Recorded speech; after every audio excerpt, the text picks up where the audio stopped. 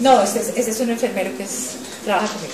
Ok, ¿qué hacemos con el paciente que se nos puede broncoaspirar, que tiene riesgo de broncoaspiración, pero que tiene apetito? ¿Dale qué? Alimento por otra vía. Pero el apetito no se te quita tanto. A ver, que ya hemos definido, perdón, no, esa es una opción. Ya hemos definido que no le vamos a hacer gastrostomía y no le vamos a poner sonda, porque quiero decirles, una sondita, 6 meses con una sonda, mejor dicho, eso es... O sea, si alguien no quiere comer y está ya muy temprano, no le pongan la sonda y empiecen a meterle cosas y cosas y cosas y cosas, si ya saben que eso no le va a mejorar. Eso le ayuda a la familia, tienen que tener una discusión muy clara con la familia, porque la familia les puede decir, están dejando morir al paciente de hambre. Y no solamente por la repercusión legal que puede existir, pues pueden demandar, pero ese no es el problema no es la demanda. El problema es que ustedes no pueden dejar que una familia se sienta que hicieron algo que no debieran hacer al final de la vida con su familiar. Eso no que mueran diciendo, es que mi mamá la dejamos morir de hambre, o a mí eso no puede ser. ¿Qué le podemos dar? Pues claro, comida. Sí, comida, o sea, lechona. ¿Qué comida? Ok, una de las cosas es aprender cuál es la textura que menos se broncoaspira, ¿no? Y eso lo aprendemos de nuestras terapeutas del lenguaje, que son las que funcionan con todo lo que es alimentación. Aprendan de ellas, como les digo yo. Ellas le enseñan a uno fantástico. Uno siempre tiende a pensar que es el líquido. El líquido lo broncoaspiran mucho más fácil. No coman sólidos, coman líquidos. Es la comida semiblanda. La papilla se broncoaspira mucho menos que el líquido. Y uno tiende a decir, como se va a broncoaspirar, no le demos la papa, démosle Gatorade. El líquido se broncoaspira mucho más, ¿okay? Entonces con cuidado. Ellas le enseñan en dónde debe colocarse el alimento para deglutirlo más fácil cuando no hay fuerza. Mejor dicho, aprendamos porque ellas son más bárbaras. Pero ¿qué debemos hacer? Hay varias cosas. Muchas veces cuando el paciente lo que tiene es una sed terrible, el que ustedes, si el paciente está con mucha sed y lo identifica como apetito, etcétera, si ustedes le dan alimentos, paletas ácidas, hace que secreten mucha más saliva y que sea más fácil que ellos puedan de alguna forma sentir algo en la boca y no sientan muchas veces esa sensación de hambre. Entonces, los cubitos de hielo, que chupen cubitos de hielo, que tengan ustedes, que les den paletas de limón, paletas de naranja, esos funcionan muy bien cuando las personas tienen serostomía, o sea que no producen saliva y que por eso tienen esa sensación de que quieren algo, etcétera. Las cosas ácidas, frías, ácidas, funcionan muy, muy bien.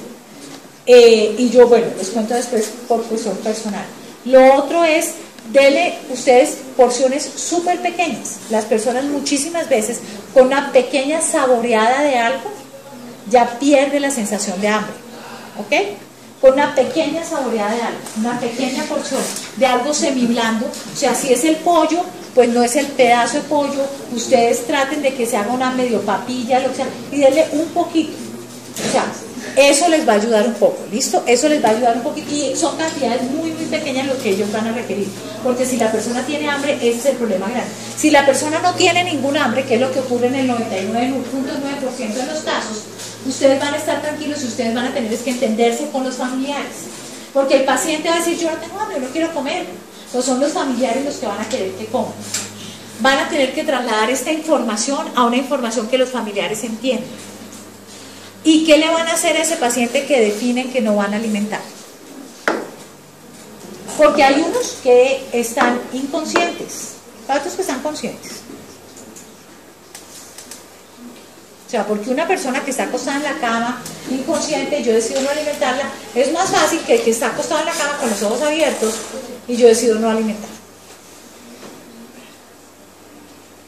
¿Qué puedo hacer?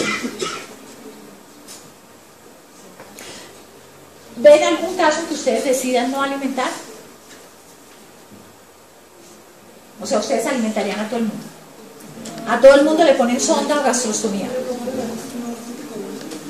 Puedo ponerle una sonda, pero tú puedes poner una sonda. Si no come, le puedes poner una sonda y pasar por ahí. Es una decisión médica, puedes poner la sonda y seguirle pasando. No, pero poner una sonda y no pasarle nada no tendría objetivo, a menos que esté obstruido.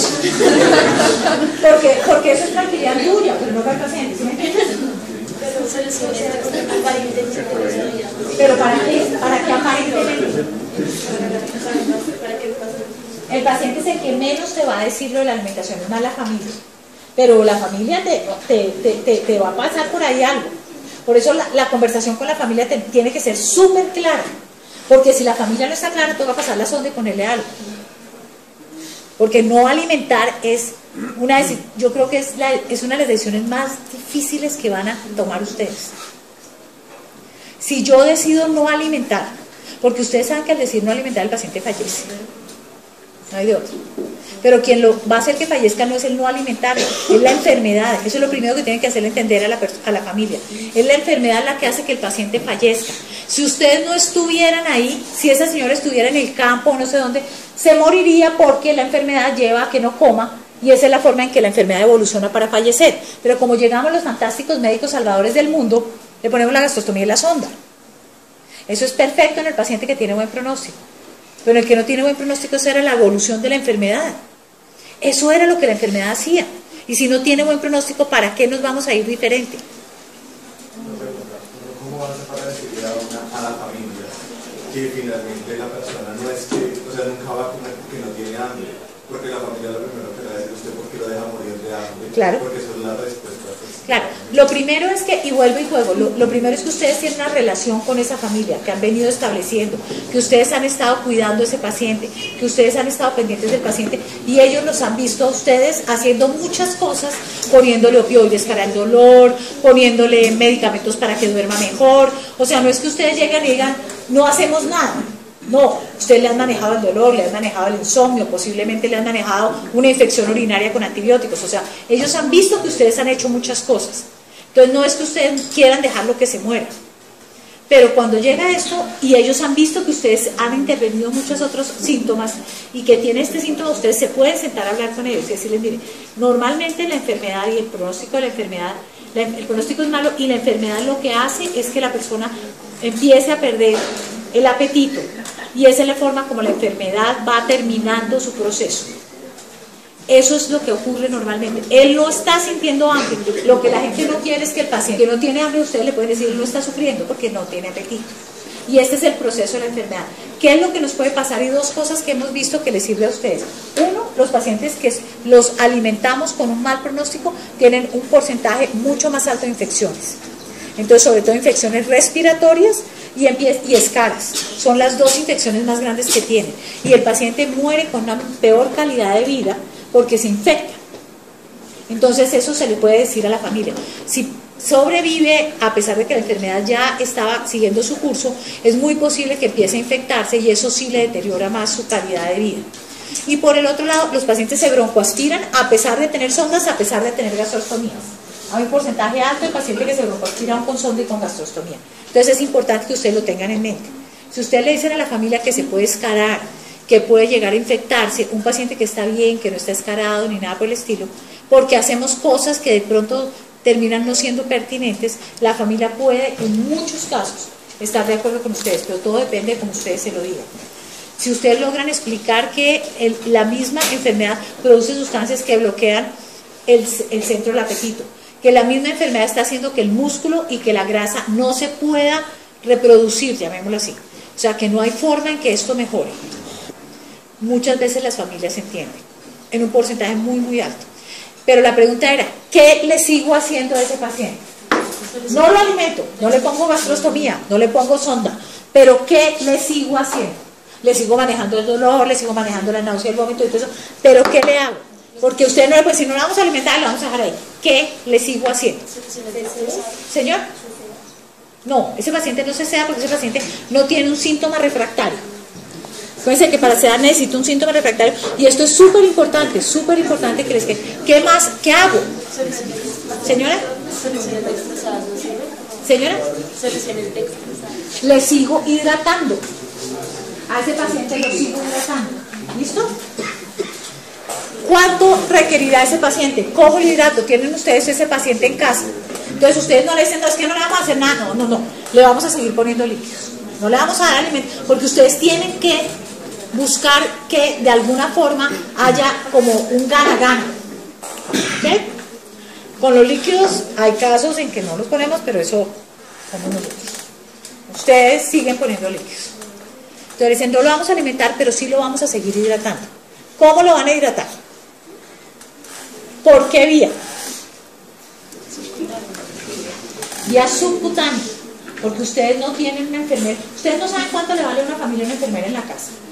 Una enfermera vale un jurgo en la casa 24 horas. Y a menos que haya una indicación precisa, el sistema no les pone una enfermera 24 horas.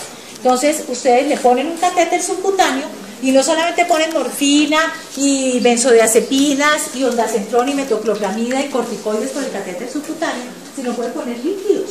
Imagínense, el catéter subcutáneo es una bendición. De verdad es una bendición. Porque yo puedo ponerle los líquidos. ¿Dónde pongo el catéter subcutáneo? Se lo puedo poner pectoral, se lo puedo poner en el antebrazo, en el brazo. Y puedo, si es en el antebrazo, puedo pasarle 200 centímetros cada 8 horas. Si es en el pectoral, no se lo pongan por favor con el bisel hacia arriba, porque me queda la masa acá, me queda el volumen acá. Puedo hacerlo con el bisel hacia abajo, para que me quede abajo y no haga una obstrucción arriba, de pronto comprima tráquea, porque me quedó todo esto acá. Puedo ponerle 500 cada 2 horas, o sea, puedo ponerle 1000. Puedo gotearle 500 en la noche, va goteando. Entonces puedo poner un goteo subcutáneo de líquidos. Entonces la familia de alguna forma siente que seguimos teniendo una hidratación y tengo una vía por la cual le sigo aplicando la morfina y todo lo que quiero. ¿Ok? Entonces, hemos dicho no nutrimos, pero sí hidratamos. Ahora, posiblemente la dosis de hidratación, recuerden, yo les estoy diciendo de pronto ponemos 600 al día. Doctora, pero si ¿cuánto es lo mínimo de hidratación para un paciente en estado de azar? ¿Cuánto por kilo de peso? 30 a 40 cc por kilo de peso, pesa 40 kilos, son 1200, más o menos. No vamos a llegar allá, vamos muy posible a darle solo 600. ¿Ok? Entonces, realmente no es que estemos haciendo una hidratación completa, pero es que recuerden, el paciente es un paciente es un paciente que muy posiblemente, estamos en clase, aunque no lo crean, dice clase, es un paciente que tiene unas pérdidas insensibles súper bajas, que está completamente quieto, etcétera. Entonces, podemos darle entre 600 y 1000, 1200 de líquidos, ¿ok? Son pacientes que están caquécticos. Entonces, ¿cuál es hasta ahora el mensaje, señora? No, o sea, digamos como, entonces le daríamos, apenas que no entendí, o sea, habíamos hablado que entonces le dan 1000, o sea, 500 y 500. Depende del paciente, porque puede que tú en la zona pectoral no le puedas dar esa cantidad, puede que el paciente tú de acuerdo a las escalas pienses que va a durar 15 días, entonces le puedes poner un poquito más de volumen, pero si realmente estás viendo que el paciente está muy agónico, le pones menos volumen, ¿ok? Entre otras porque hay unos artículos bien interesantes de hidratación intravenosa al final de la vida con edema pulmonar, ¿ok? Entonces no siempre la hidratación es una bendición. A veces, en subcutánea no, pero intravenosa, a veces con dosis muy bajas podemos terminar en edema pulmonar. ¿Por qué termino en edema pulmonar con estos pacientes? Con dosis bajas de líquidos, fisiología. ¿Cuál es la fisiología del edema pulmonar? ¿Cuál es la fisiología del edema? Por eso miren, así la doctora Abaunza diga que la materia clave es la patología, y la doctora Abaunza es muy amiga mía, la materia clave es la fisiología. Si ustedes saben cómo funcionan las cosas normalmente, saben cuándo no están funcionando normalmente, saben qué medicamentos tienen que dar para que funcionen normalmente y qué cirugías tienen que hacer, y ya se acabó medicina. Ok. En niños y en adultos, o sea, pediatría también queda incluida. ¿Cuál es la causa del edema? Esto es un capilar. Ok, ¿cuáles son las fuerzas? Presiones hidrostáticas y presiones oncóticas, ¿no? Listo. Cuando yo estoy caquética, ¿qué me mantiene el líquido aquí? ¿Listo? Lo que hace que el líquido salga es la presión hidrostática. Lo que hace que el líquido se quede acá o haga resorción del líquido es la oncótica. Cuando yo estoy caquética, estoy hipoalbuminémica. Por lo tanto, me ponen líquido y todo el líquido se me va para afuera. Por eso hago el linfedema, por eso hago el edema pulmonar, por eso hago todo eso. Porque estoy súper hipoalbuminémica por todo eso que les expliqué yo ahorita. Entonces, por eso es el raciocinio de por qué aún con volúmenes muy bajos puedo hacer un edema pulmonar en un paciente que está desnutridísimo, caquético, etcétera. Entonces, tampoco es que sea la mejor opción en algunos. Cuando alguien ven que les diga, no, pero es que hay que hidratar a todo el mundo, momentico, ¿cómo está de albúmina para evitar que haga un edema pulmonar? O sea, La fisiología, eso no se lo van a decir a los familiares, eso se lo dicen al colega que les dice, momentico, ¿por qué no hidrata? Entonces, miren eso. Por eso las dos, dentro de las escalas pronósticas, que significan mal pronóstico, es una baja albúmina. Esto indica un mal pronóstico y un síndrome de caquexia anorexia. Todo esto son dentro de las escalas de mal pronóstico, dentro de las escalas de pronóstico puntean para un mal pronóstico. Todo desde la fisiología. Entonces, recogiendo un poco, una clase que ha tenido de ética, de fisiología y de farmacología, porque esa es la vida. Ustedes no son solamente personas que se enfrenten a prescribir medicamentos, sino se enfrentan a pacientes que los van a poner a pensar, y más estos pacientes al final de la vida, que los van a poner a ayudar a las familias a tomar decisiones. Ustedes van a tener que ayudarle a las familias entregándoles argumentos para que entre las dos puedan tomar decisiones, y a los pacientes cuando el paciente es autónomo. Entonces, en este orden de ideas, el síndrome de caquexia anorexia me explica por qué es un síndrome de irreversibilidad, por qué la persona empieza con un proceso de caquexia pero puede terminar con anorexia, y eso me permite, en el caso en que yo lo considere adecuado, proponer no nutrir al paciente en casos muy particulares, muy específicos, muy al final de la vida, ¿ok? En casos muy especiales. Pero si ustedes tienen esos conocimientos, ya pueden sentarse con un colega o sentarse con la familia o con el colega y decir, ¿por qué no lo vamos a nutrir? Si están en un hospital, siempre apóyense del comité de ética para no nutrir a alguien, pero es que no siempre están en un hospital, y es una decisión que ustedes a veces van a tener que tomar, a veces van a tener que pensar en eso. Entonces, vamos a tener un proceso con lipólisis, con cetogénesis, con baja lipogénesis, y con aumento de cuerpos cetónicos, porque es un síndrome completamente catabólico. Es un síndrome catabólico e hipermetabólico. ¿Ok? Recuerden. Tenemos toda la parte de las leptinas, cómo bloquea los centros de ingesta, que ya hablamos de esto. Ok, miren qué pasa a nivel metabólico. Tenemos la proteólisis está aumentada, o sea, destruimos proteínas, y por el otro lado la síntesis proteica está baja. O sea, es un síndrome básicamente catabólico, cero anabolismo. Proteólisis aumentada, síntesis proteica baja. Por el otro lado, en lípidos tenemos lipogénesis baja y lipólisis súper aumentada y cetogénesis. O sea, estamos con un cuadro catabólico, completamente catabólico. ¿Listo? Y obviamente podemos tener aumentos de urea, etc. Miren, ¿qué dice abajo? El consumo energético diario puede aumentar hasta un 20% por el solo síndrome. En una persona que no está comiendo, que tenemos unas reservas bajas, que toda esta cantidad de cosas donde tenemos el alcohol. Y tenemos un consumo energético cada vez más bajo por ese aumento de T3 y T4. Ok, rápidamente, y esto es pues un dibujo que hizo Paula hace mucho tiempo, en donde los vamos a tener, la activación de todo este proceso. Tenemos el hipotálamo involucrado y todo el eje de tiroides haciendo un cuadro hipermetabólico.